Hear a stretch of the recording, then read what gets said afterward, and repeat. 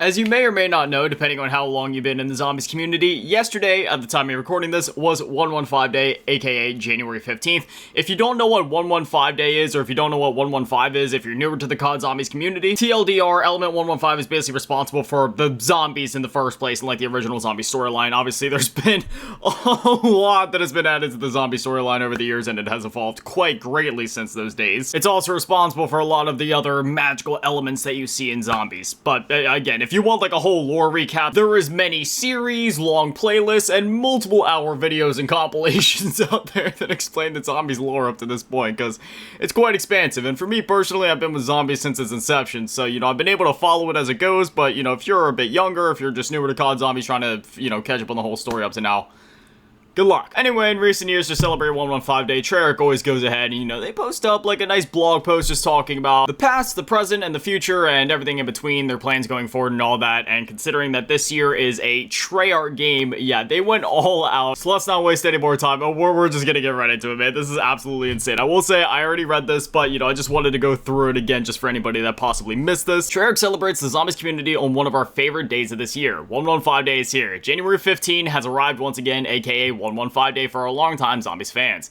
And we've got plenty of goodies to share this year. Apologies in advance to our international friends for whom 115 makes no sense as a date. We don't make the rules. And again, that's why I explained it just in case anybody is newer to zombies and didn't quite understand that.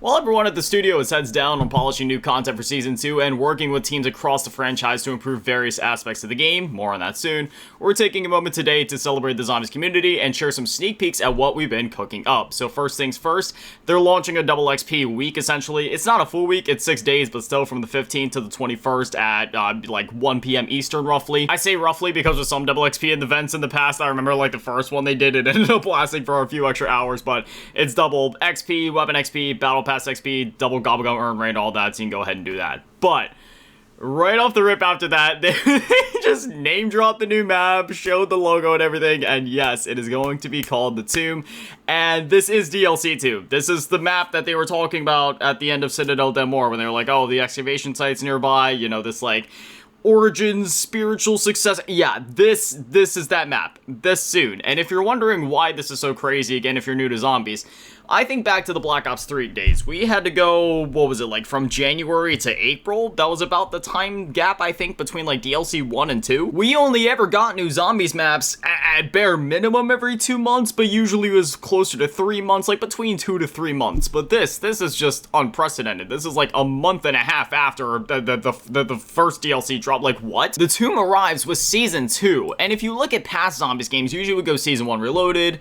and then like maybe Season 2 Reloaded to Season 3 we get something, but no, the start of season, like, that's insane. Let's just get this out of the way. We're launching our next zombies map in less than 2 weeks. Surprise!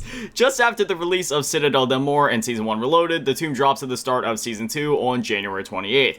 After surviving the horrific offense at Citadel del Mor, Weaver Gray, Carver, and Maya follow Gabriel Kraft's final words to a nearby excavation site to secure the Sentinel artifact.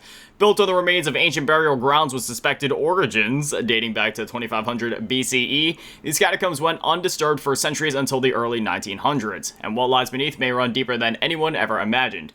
As the rumors have it, a British archaeologist by the name of Sir Archibald Fotherington Smythe conducted an excavation at the site back in 1908 with grand expectations. Although no one could say for sure what became of him, a handful of photographs from his doomed expedition have recently surfaced. And then this, I'm not gonna lie, I have a bit of trouble reading some of this handwriting. I'm not the best. I know it's not actually cursive, but it's like kind of cursified. So I think this says like, Marjorie, you would simply not believe this place. Dashed pyramids can go take a jump in a lake. What? We've crafted the Tomb to provide an experience similar to Liberty Falls, by far our most played zombies map in recent years. I wonder why it's the most played one, man. Nebula. Featuring tighter play spaces with a focus on replayability. Just like in Liberty Falls, we're delivering plenty of side Easter eggs and even a reimagined wonder weapon inspired by our past.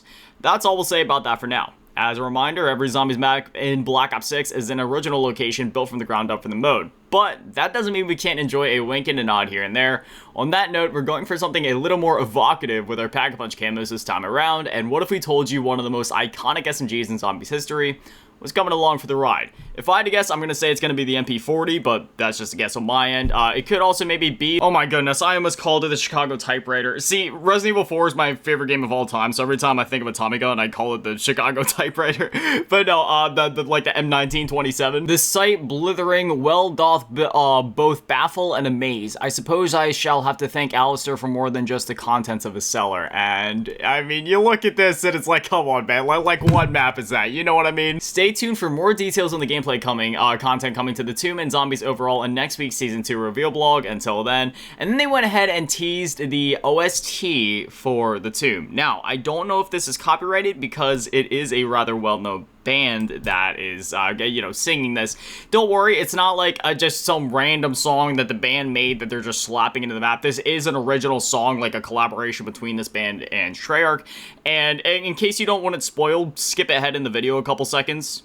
3, 2, 1. The band that they collaborated with is Trivium, and if you ever listened to Trivium before, you know they're freaking heavy. So needless to say, yeah, that's a pretty solid pick to make a zombie song. And then after that, they went on to talk about some of the quality of life changes coming to the mode. We'll finally be able to track challenges and camo challenges again like we could back in MW3. So glad that they're bringing that back. And then co-op pause, once again, another feature I am so glad they are bringing back. We had it in BO4, Black Ops Cold War. Was really confused why I wasn't in this game, but I'm glad that it's finally here. AFK kick loadout recovery. This one is a bit more niche, but if you get kicked for going AFK, well, you'll be able to keep your loadout when you join the game again, which is awesome. And then finally, separate HUD presets for zombies and multiplayer. I just use the standard HUD presets for every mode in the game, so this doesn't really affect me. But for those of you that, because every time I watch content on YouTube, there's always like so many different HUD presets that I see, and I've heard a lot of people getting annoyed about having to constantly switch their HUD presets between zombies and multiplayer, which I could completely understand. You have to like go into the menu, select your thing, and if yours is especially custom, having to switch between those, yeah, I could totally see that being a pain. So at least they'll be separated now. They also went on to mention that the total percentage of players completing Easter eggs has gone from 3.38% up to 8.23% thanks to directed mode. While that may not sound like a lot, that's more than double what they had before, and 8.23% of the millions upon millions of players that play zombies. I mean, dude, that's still huge. When you're dealing with percentages of millions of players, even 0.5% is huge, so having that get doubled up to 8.23, like, that's insane. After that, they just kind of went on to talk about how some of the guns got their Pack-a-Punch names. Some of them were just kind of, just like simple, like, oh, this was funny, so we just wanted to name it that, and some had like actual historic history to it. Some were just funny. My personal favorite is the Tanto.22, which becomes the Kubikiri. I'm sorry, I said Tanto totally English. It's supposed to be a Tanto. It is a Japanese short sword, and a type of the blade on the inside curve was used for Kubikiri, to cut the heads off dead enemies for trophies. Badass. There's two of these that did kind of make me cringe, but at the same time, it's only because I'm an old head. Sigma to be becomes or not to be or not to be, that is the question. Like, these are things that I obviously already picked up on when I played the game. Like, I already knew there was, I already knew that that's what that was supposed to be. And same thing with this one here, the HE1 becoming the he is him, he's him. Like, that's another one I already picked up on. It's just the fact that I had to read it again and get that verification that, yes, that is most definitely what Treyarch intended for that to be. It was just like, I'm not saying it's cringe as in like it's embarrassing or bad. It's just like, it just makes me cringe because it's like a Gen Alpha thing, but at the same time, it's just like a funny Pack-a-Punch thing. So it's not actually cringe in a bad way. It's like a funny type of cringe where it's like, oh man, he is him. Like, y'all really named it that, like that kind of thing. You know what I mean? It's more funny than anything. Out of all these, when it comes to the history of them, yeah, this is probably just due to my obsession with Japanese culture in general, but the Tanto was definitely my favorite. And then they talked about giant abomination, which, yeah, when you look at this, like, compared to, like, some of the, because I'm pretty sure these are supposed to be life-size statues. I mean, yeah, you can see the fire extinguisher there, and that seems about right. That is massive. Like, I've seen pictures of this thing, but I didn't realize just how big it actually is. Like, it literally won Guinness World Records. So then when they went on to celebrate the Zombies community and kind of show off some art and various things they were shown, or various things they were sent. So we're actually going to go through and, just kind of look at some of these. So as in tradition, we put out the call for your best artwork, cosplay, creations, and collections, and the community did not disappoint. Here's just a quick selection of some of our favorites from this year. My humble art share at Treyarch. Got this one of the Abomination on Liberty Falls.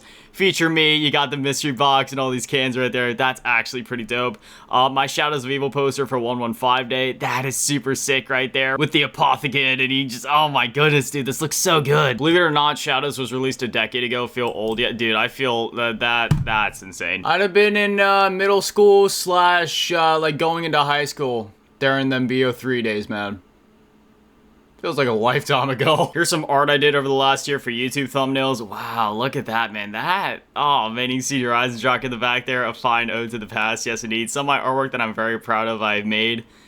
Goodness, man, this is so cool. Some of my favorite zombies pieces I've done. Wow, man, the community is so talented. Proud of this cosplay I made recently. Hope you like it. Revive me, bro. I have the ray gun. Yeah, literally say, revive me, bro. The meme that keeps on giving. The doctor is in the house. Oh, wow, that's pretty rad. Locked and loaded. Am I able to watch this here? Whoa. It's like a real life ray gun. Wow, look at that. We appreciate the IRL weapon inspect animation. Does it open or anything? You got the whole ADS right there. Wow. That's seriously impressive. You're marked, you are cursed. My Mark of the Beast tattoo I got when I turned 18. That is so cool. Dude, if there's like any tattoo to get, that's it right there. My Zombies fan art is this ray gun and mystery box I made in 3D. Look at that. 8 years of work sitting here and a full metal one still on the way. Oh my goodness. Yeah, let's blow this up real quick just so we can look at it. Wow, dude. The Staff of Ice. That is so cool. And here's an incredible fan-made version of the Staff of Ice, which we're definitely not highlighting for any particular reason other than the quality of the craftsmanship on display. Like, come on, Trey. Like, come on. Like, what are y'all saying? I have no idea if that's something that they're hinting towards for the next map, if that's something coming out in the future, but then, like, that's just crazy, man. And then at the bottom, they just say thank you. Before we wrap things up, thank you for the well wishes during these ongoing wildfires that have impacted the lives of so many of our colleagues, friends, and family members here in Southern California.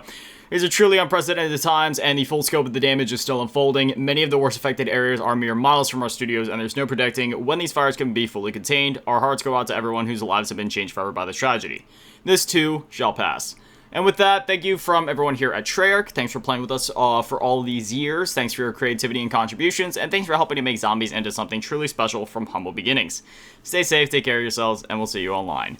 And, you know, that's just, like, such a sweet way to just kind of wrap things up there, because, I mean, just, I don't even know, man. This blog post in itself was just amazing for so many different reasons. You have the amount of content that was announced, the Double XP week going live, the transparency with some of the quality of life updates coming to the game, with the content that's coming to the game, behind the scenes tidbits, you know, snippets and statistics, and, you know, like cool stuff like this, like seeing how the Pack-a-Punch stuff was named, and then just talking about stuff like this and showing off all this artwork from the community like they always do. Treyarch, you've been absolutely knocking it out of the park with Black Ops 6. You're knocking it out of the park with the upcoming content, and I am seriously so excited. So here it is, man. January 28th, Season 2. There's going to be a ton of new content, Warzone, multiplayer, and obviously zombies. So, I mean, like, yeah, let's get it, dude. But anyway, as always, massive shout out, thank you to the Patrons and channel members, thank you to all the new low ballers here, and an even bigger shout out, thank you to the big ball table asking every dad and and the biggest shout out, thank you to the G tier, Ron Events, and the Cheese Girl. Thank you guys so much. You guys are literal legends. I love you.